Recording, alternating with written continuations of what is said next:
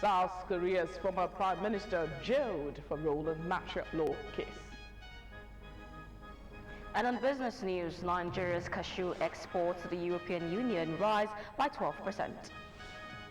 I bring you details of this and other stories on the business segment of the news. I am Olayemi Takuro. Stay with us. And on sport news tonight, tennis legend Novak Djokovic defeats Francesco Mastrelli to reach 2026 Australian Open third round. This and not much later on the news. I am Moses Ochewumi. A dream you dream alone is only a dream. A dream you dream together is reality. You can watch us live on our website www.ogtv.com.ng/live. For the latest news and reports, check us on these platforms: X at Ogun TV, Facebook, Ogun State Television, YouTube at OGTV Abeokuta, and on TikTok at Ogun State Television. Ogun State's long-standing aspiration to becoming an oil-producing state is set to materialize following the approval by President Bola Tinubu for the commencement of commercial oil drilling at Tongeji Island in Ipokia local government area of the state. Governor Dakpo Abiodun disclosed this while receiving the flag officer commanding Western Naval Command, Rear Admiral Abubakar Abdullahi Mustafa, alongside senior officers of the command during a courtesy visit to his office in Okimoso, Abeokuta. The governor also revealed that President Tinubu has approved immediate takeoff of the Olokola Deep Sea Port project located in Ogun-Waterside local government area, marking a major breakthrough after years of anticipation surrounding the multi-billion-dollar port development. According to Governor Abiodun, both projects are of special interest to the president. He noted that while the Olokola Deep Sea Port would significantly decongest the Lagos port, commercial oil drilling at Tongeji Island would promote inclusion and economic empowerment for residents of the coastal communities. He added that President Tinubu specifically directed that construction of the port should be far advanced between now and next year, stressing that the project presents a strong opportunity to decongest the Lagos port, particularly with the coastal road now providing an alternative logistics corridor. He further disclosed that the new seaport would be known as the Blue Marine Economic Zone, reflecting its strategic coastal location and vast economic and commercial potential. The governor commended the Nigerian Navy for establishing a forward operations base at Tongeji Island, noting that the naval presence would help prevent infiltration from neighboring Benin Republic and discourage any attempt to undermine Nigeria's territorial integrity. He also disclosed that his administration is working to provide basic amenities for residents of the island, in line with effort to improve living conditions and support emerging economic activities. Earlier, Rear Admiral Mustafa described Ogun State as critical and strategic to Nigeria's national security, disclosing that the naval outpost at Tongeji Island would be upgraded to a forward operations base due to the area's significant oil potential. The film report of the visit would be brought to you in our subsequent bulletins. The people of Shagamu local government in Ogun State say they are grateful for the improvement in social infrastructure initiated by the Prince Dakpo Abiodun administration in the area. They stated these are the inauguration of Shagamu Aikpe Road, which according to them would boost the socio-economic activities and improve access to Imota in Lagos State. For Wora, Adisa will report. It's not a ruse, but a reality. The area of Shagamu is now linked to Ariekpe and Imota in Lagos State. The road had been in deplorable state for over 30 years, in spite of being an access road to Shagamu local government headquarters. The road was practically impassable. You need to see what we had there and what we have now. So, of course, coming into the road like this, we've met even more difficult routes, but we took our time to do our own engagement with the people to exactly know what they want. Its completion has enabled easy access to Shagamu local government secretariat, of High School, child farm, and over communities, including Sakiru Town, Alayu Town, and others. In a deplorable condition in the past, but thank God it's been done today. It's a roller coaster for everyone that passes here. And of course, it links Ayepe, which is in Odogbo local government, a purely agrarian community. The new ambience is providing room for economic boost, access to farmland, and a healthy environment. Two benefits: standard of the living of people in Ishagam and had economic value to Ogun State, because this place very close to rural area. It will enhance the logistic of the agricultural from the farming to the city. This infrastructure now, they're going to create jobs for those that are going to be sweeping. PSC can now enter to collect refuse, and beautification will follow. Chairman Shagamu Local Government Shile Odulate says the administration of Prince Dakwa Abiodun has encouraged council chairmen to perform and to build more roads. We constructed Awosanya Road, a full length of 5 kilometers with heavy interlock stone. I wonder why some people say local government are just an office running bench. Local government constructed 5 kilometer interlock road in Shagam, Awosanya. Governor Dakwa Abiodun reiterated that apart from building an airport from the scratch, his administration has built more than 700 housing units, provided jobs, improved tourism, and built 1,600 kilometers of roads. You can see there are no roads in the state. And indeed, there are hardly any roads that are built in the state. If today, after reconstructing over 1,600 kilometers across the 3 state districts, people are still begging for roads, that tells you that obviously there are no roads in the state. The government of Ogun State now plans to inaugurate 2 roads each across the state on a weekly basis. Adefowora Adesanwo, OGTV News. The Ogun State government has clarified circulating reports suggesting a confrontation between the governor and the Council of Afrobajes regarding the Awujale selection. According to official sources, the claims are completely false and misleading. The governor, in a statement by Special Advisor on Information and Strategy, Kayode Akimade, held a respectful consultative meeting with the Council of Afrobajes, consistent with meetings he held in the past with the Olori Ebis that were hitherto polarized.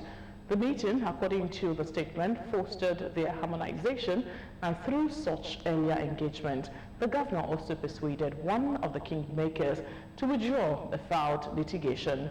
The discussions he had focused on matters of mutual concern in the interest of the progress in traditional affairs within Ijebu land. Contrary to the rumors, Governor Abiodun did not issue threats, ultimatums, and other statements attributed to him as they are entirely fabricated and bear no relation to him or his administration. The statement affirms that the governor remains committed to upholding due process, respecting the autonomy of traditional institutions, and ensuring a fair process in the selection of a new Awujale for Ijebu.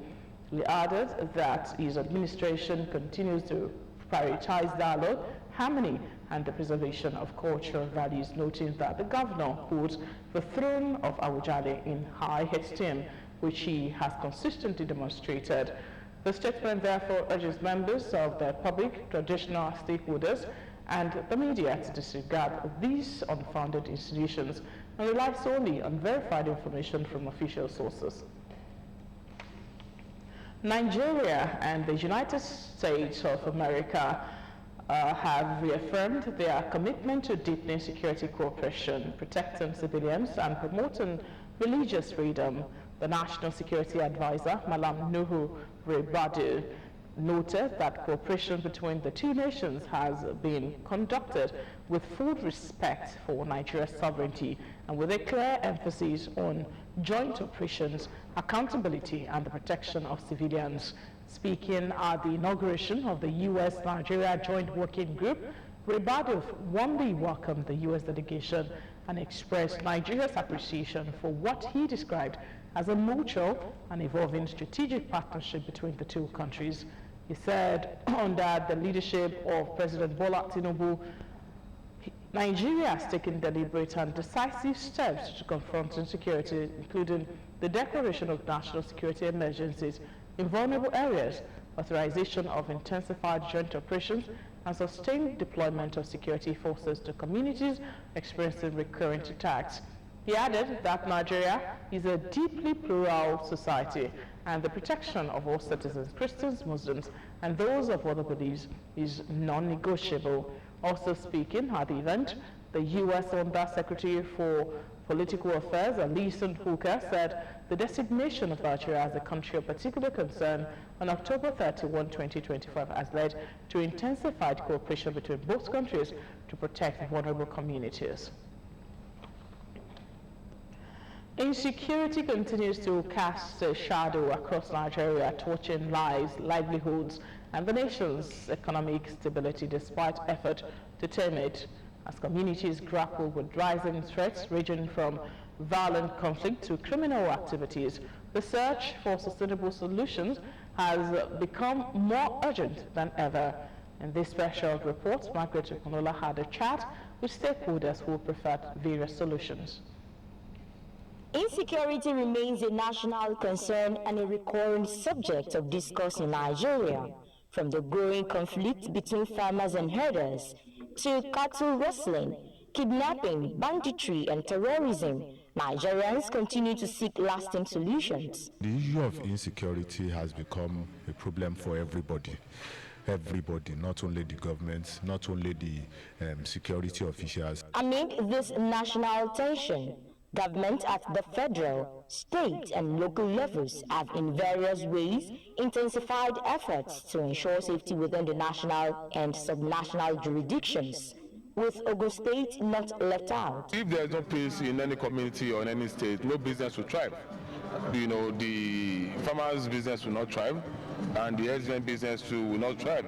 And that's why we're emphasizing, you know, that they can both live in harmony, and that's why we're also appreciating at the same time all the members of the community that has been working assiduously to ensure that there's adequate peace in our community and in Ogun State at large. If there can be tolerance between the farmers, the herders, and other stakeholders, there will be peace. To continue to be proactive, the peace we are enjoying, we need to maintain it, and that is why we are holding meetings, stakeholders meetings, to ensure that we maintain our current situation. Stakeholders are proposing practical solutions aimed at enhancing community safety and, by extension, boosting agricultural productivity. Even the bandits, they are even asking for dialogue. And I tell you, that's the best. Violence cannot solve the problem. It is by sitting down together. Those who have been caught, let everybody see that they are punished for it. Because if you continue to treat these ones with kid gloves, you are in a way encouraging others into it. See something, say something. If you see something strange going on around you, please alert the necessary authorities. We should depoliticize the issue of herders and farmers. We should approach the matter with clarity and good purpose, and transparency should be the watchword. As Nigeria confronts the realities of insecurity, the path forward increasingly points to collaboration between government, security agencies, and local communities. With practical strategies and sustained commitment, stakeholders believe that safer communities and improved agricultural productivity are not only possible but achievable.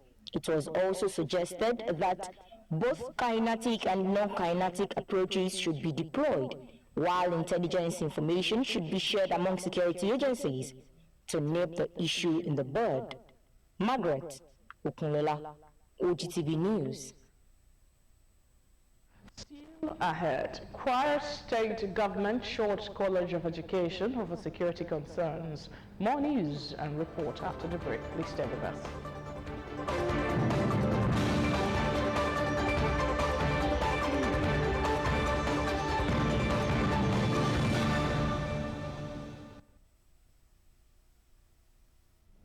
You're welcome back. The 35th convocation ceremonies of the Olabisi Onabanjo University are going away for the award of bachelor degrees, diplomas and higher degrees for 2024-2025 academic session has commenced.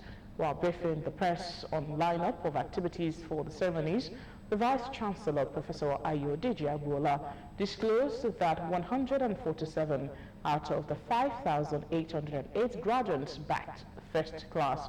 Elizabeth Esson was at the Senate chamber of the institution venue of the briefing. Her report. The Olabisi Onabanjo University are going away while reaffirming its commitment to be a beacon of hope and catalyst for change, is set to convocate another set of graduates who have been certified for the labor market as its 35th ceremonies kicked off. Wheeling out activities lined up for the ceremonies, Professor Ayodeji Agbola confirms that the university will sustain the presentation of transcripts and certificates at convocation, even at this year's graduation. We presented another 46 program for re-accreditation last October to December. We are hopeful that the result of the exercise will also be favorable. In a bid to contribute meaningfully to the global knowledge, we introduce few courses again to expand the horizon. And the first one is logistics and supply, marketing, advertising, food technology, film and multimedia studies, journalism. I'm very sure that the media people will like that one. Broadcasting, as well as public relations. I can say boldly that all these programs have started from 2025-2026, and we have students there now. The institution, is said, will continue to intensify efforts at forging partnerships with leading institutions and industries aimed at boosting students' mobility, research impact, and entrepreneurial opportunities. This university and the Kule Azan Eye Foundation Academy, KEFA, signed a memorandum of understanding in October last year to establish a 500 million professional share in ophthalmology and a 500 million international institute of high health, which will train a lot of middle-level technical manpower to tackle the growing challenge of health problems in Nigeria. The twin projects domiciled in our Chicago campus were facilitated by globally acclaimed consultant ophthalmologist and chief medical director, High Foundation Hospital Group, known as Dr. Kule Azan. I want to say, hopefully, that 1 billion has been deposited in the special account in this university now. Ajayi David Bamidele from Civil Engineering Department with 4.89 CGPA was named as the best graduating student for the 2024-2025 academic year. The 35th convocation ceremonies will be capped with a lecture to be delivered by the Minister of Communication, Innovation and Digital Economy, Dr. Bosun Tijani, on Saturday, 31st of January 2026, while the Governor of Ogun State, Prince Dakwa Abiodun, as the visitor, will be the special guest of honor. Elizabeth Esson, OGTV News. Schools in Ijebu East local government area of Ogun State have received a significant boost as a Tulip Cocoa Processing Limited in Ijebu Moshin presented 100,000 notebooks and textbooks to pupils in public primary schools across the council area. The presentation ceremony held at the company's premises is a demonstration of the company's commitment to the development of education system aimed at enhancing teaching and learning in public primary schools. Olaide Lawyer reports. Education received a major boost in Ijebu East local government area of Ogun State, as Tulip Cocoa Processing Limited, a food and beverage manufacturing company located in Ijebu Mushin, presented 100,000 notebooks and textbooks to pupils across public primary schools in the council area. The large-scale donation carried out as part of the company's interest in education is aimed at improving access to basic learning materials and strengthening the foundation of education at the grassroots. Presenting the educational items, Managing Director of Tulip Cocoa Processing Limited reiterates the company's commitment to supporting government effort in advancing quality education and promoting literacy among young learners. We want educated people to work for us, and it's easiest to start at grassroots level, is to make sure that the education happens and they've got the right tools to get educated. Please make sure that it reaches the people that need it, the children that need it. I don't want to see it. In their responses, the chairman of Ijebu East Local Government, Dr. Oludare Kendi, and other education stakeholders who witnessed the presentation described the gesture as impactful, noting that the materials will go a long way in easing the burden on parents and enhancing pupils' academic performance. We want to thank them for doing this, and we hope that they will continue to do more. However, I want to assure them there will be equity, equitable when it comes to sharing this book. I already planned that by next week I'm going to comment assessment to about 63 schools. We have the 63 schools under this local government, so we'll go to each of the schools. I'm sure our students will benefit from that. I also want to give kudos to Tulip Company for this brilliant presentation of exercise and big notes. At least it's going to travel a long way in the education sector in Ijebu East local government. The presentation exercise further highlighted the importance of private sector participation in educational development and community growth. Olaide Oloye, OGTV News. Still on education, the Kwara State government has ordered the immediate closure of the Kwara State College of Education over Western security concerns of the area. The directive was contained in an internal memo issued by the Commissioner for Tertiary Education, Science and Technology, Saadatu Modibo Kawu. Modibo Kawu said the move is in line with the instruction of Governor Abdurrahman Abdurazak. According to the document, the decision followed growing insecurity around the institution and formed a part of the state government's broader directive to close all schools within the affected local government area.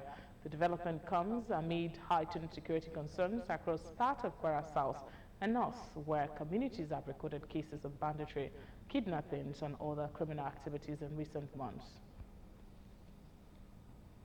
The United Kingdom chapter of the Nawaruddin Grammar School Old Student Association, NOGOSA, has commissioned and formally handed over a newly completed girls' hostel to Nawaruddin Grammar School, Obantukwa, Abeokuta, Ogun State.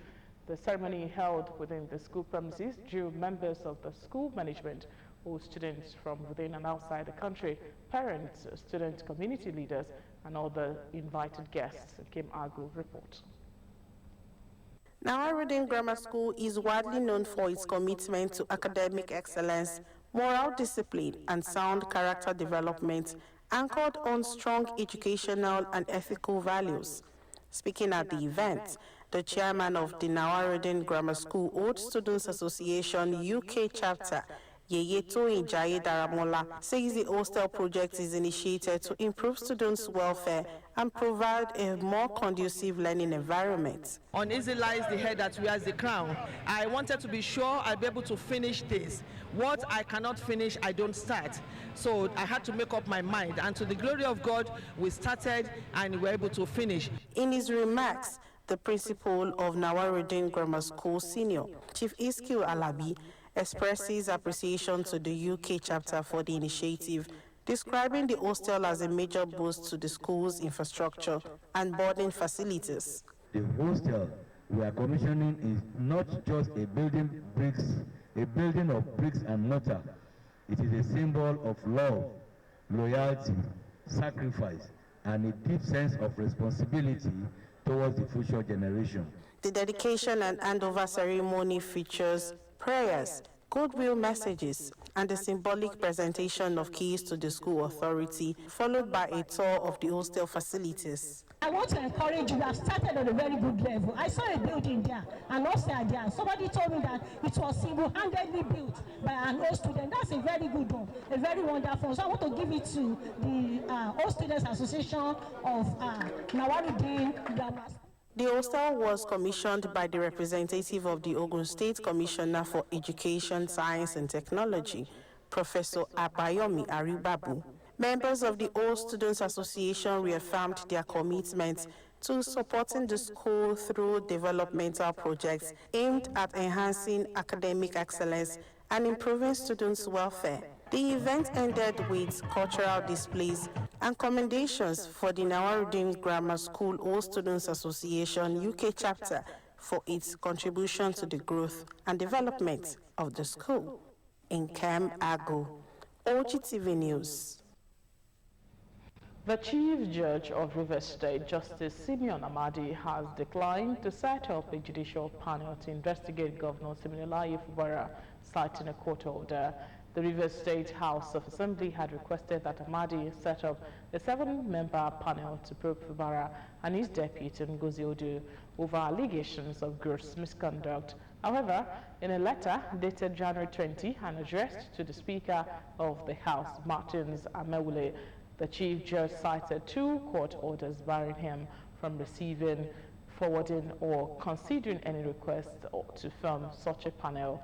The judge stated that the orders were served on his office on January 16, 2026 and remain in force.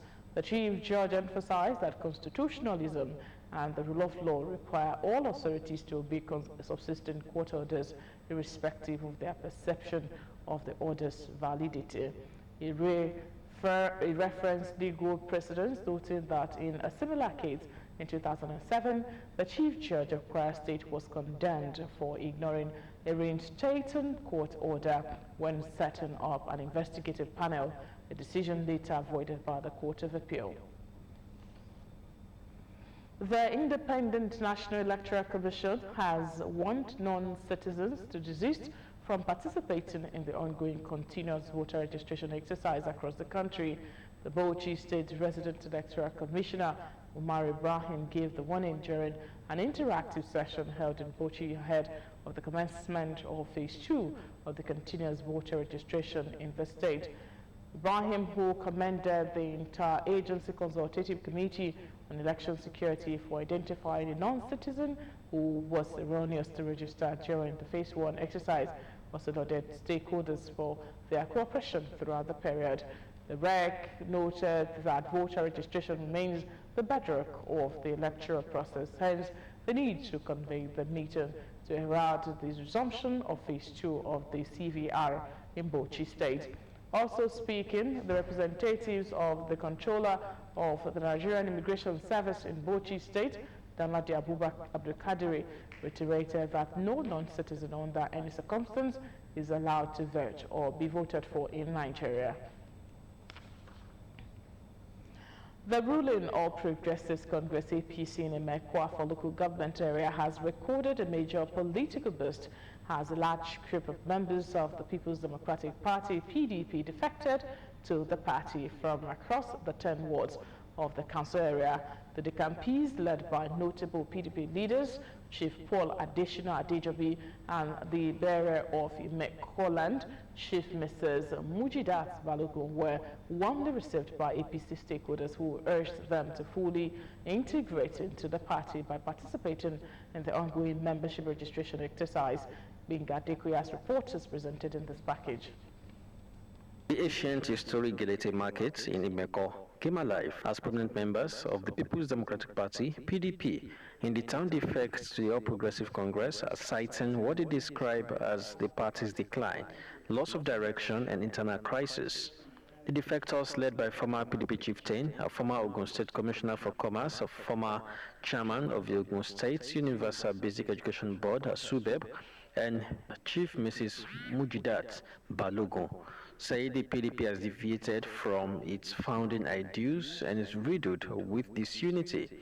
While commending the efforts of President Bola Ahmed Tinubu in repositioning the nation's economy and renewing hope among Nigerians. My movement from PDP to APC is joining the winning team, is joining the light, is joining the vision of Asiwaju Ahmed Bola Tinubu in his renewed hope agenda He has done a lot of things. Welcoming the defectors, the member representing Yewa North Imekwa from Federal Constituency in the House of Representatives, Honorable Boyiga Nelsil Isiaka, alongside the Council Chairman, charges members of the All Progressives Congress to remain united as one family and work collectively for the growth and upliftment of the party.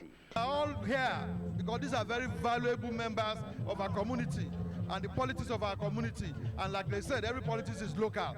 So we all have to be here because it will definitely, what it means almost invariably is that there's no opposition again against APC in Imekwa for local government. Long overdue, because I know those people that are coming to the party today, they are known for their integrity and pedigrees, and they cannot stand aloof while development, as in tangible development, is going on in their localities. With the work that His Excellency is doing in Ogun State and the level of development that trigger the influx of the people from PDP to APC.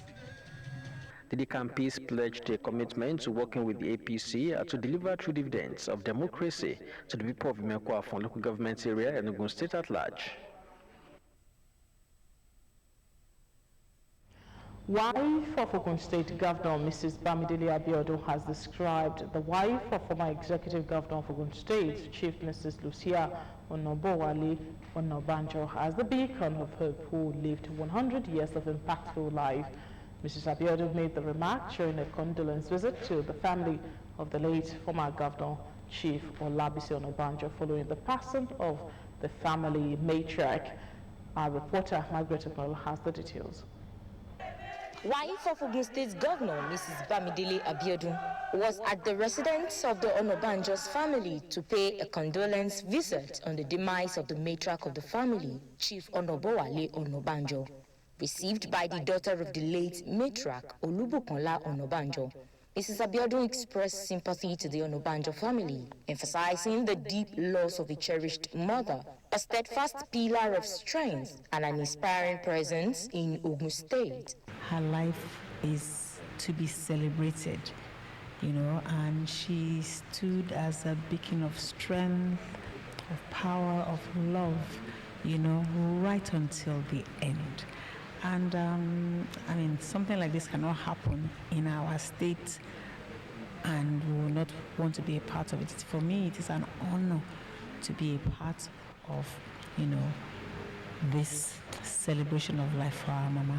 Several dignitaries keep trooping in as they use the opportunity to reflect on the qualities of the late Chief Mrs. Onobanjo, noting her unwavering dedication to the family, her kindness, and her significant contributions to Ogun State. She was a woman of substance and a woman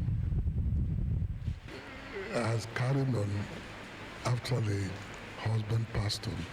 On behalf of the family, the daughter, Olubukanla Onobanjo, expresses assurance that the legacy of love, care, and generosity would be upheld. My father left Okemoson about 43 years ago.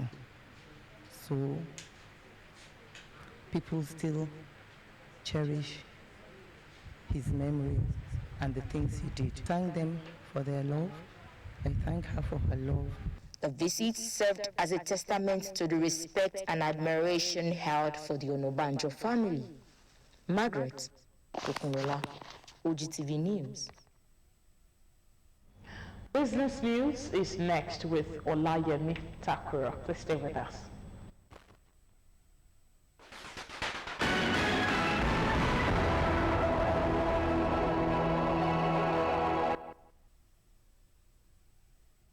Thank you, Simiat. Welcome to Business News. Nigeria's cashew exports to the European Union climbed to 3,033 metric tons in 2025, representing a 12% increase from the 2,709 tons shipped in 2024, a performance that stood out in a year of uneven supply from several African producers Globally, Nigeria's cashew nut exports surged to $398.135 million in the first half of last year, representing an 81.15% increase compared to $219.780 million in the same period of 2024. New trade data from Mondo's Agri, a news and trading platform for the global food and feed community markets, showed that Nigeria was among the few countries to expand export to the EU at a time when competition intensified and prices surged. The Minister of Power, Adebayo Adelabu, has challenged the Energy Commission of Nigeria and the Rural Electrification Agency to deepen collaboration aimed at boosting local production of electricity components, cutting imports, and conserving foreign exchange. Adelabu said the proposed synergy between the two agencies would hinge on coordinated research, robust data gathering, and shared planning frameworks, stressing that these were critical to delivering President Bola Ahmed Tinubu's reform agenda in the power sector.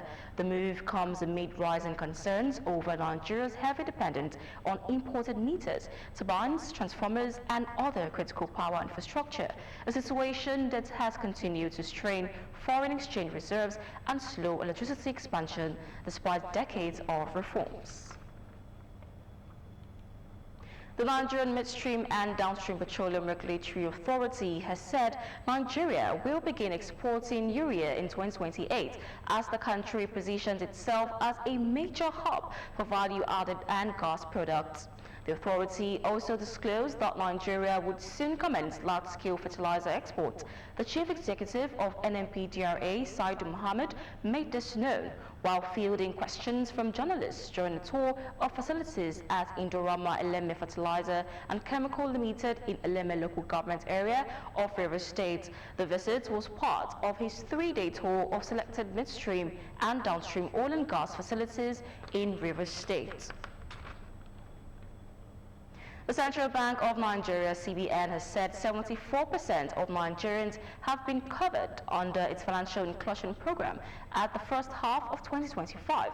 Disclosing this in its latest financial stability report, the Apex Bank stated at the end of June 2025, the percentage of financially included Nigerians stood at 74%.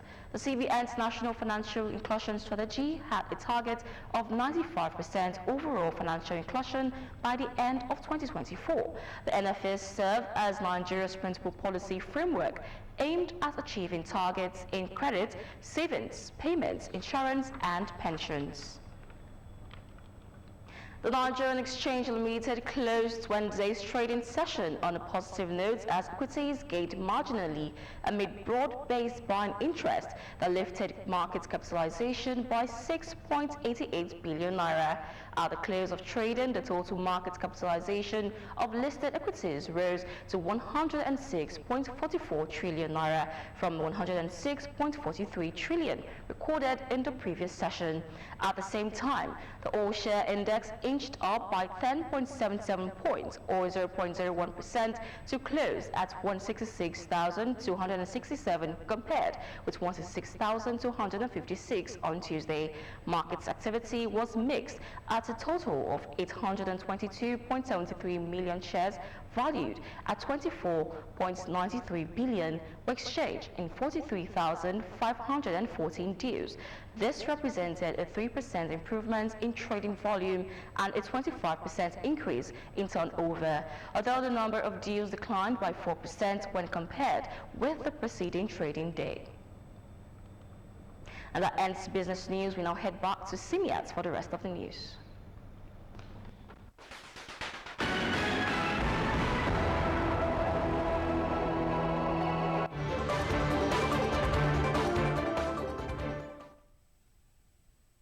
You allow me for the business update. Now to the foreign scene. The South Korean court has sent